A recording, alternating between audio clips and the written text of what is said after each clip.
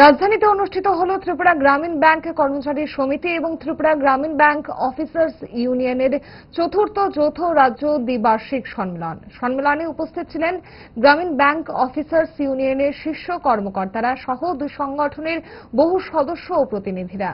সভায় ব্যাংক কর্মীদের বিভিন্ন দাবি দেওয়া, গ্রাহক পরিষেবার মান উন্নয়ন, গ্রামীণ অর্থনীতিতে ব্যাংকের ভূমিকা নিয়ে বিস্তারিত আলোচনা হয়।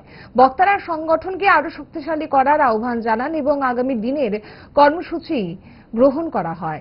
এই সম্মেলনকে কেন্দ্র করে কর্মচারী এবং অফিসারদের মধ্যে ব্যাপক উৎসাহ লক্ষ্য করা যায়।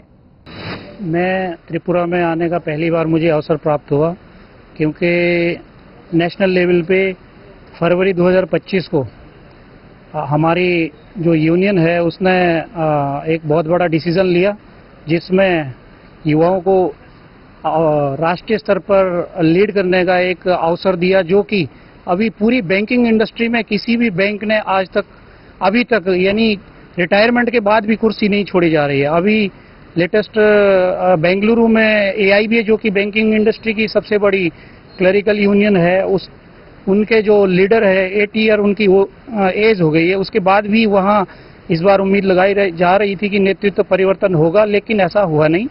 और मुझे चांस मिला as a national president officer association के तौर पे लीड करने का। और ये हमारे त्रिपुरा ग्रामीण बैंक की जो बाइनल 4th बाइनल है, जॉइंट कॉन्फ्रेंस है, इसमें मुझे पार्टिसिपेट करने का एक अवसर मिला। इस वजह से मैं यहाँ आया हूँ।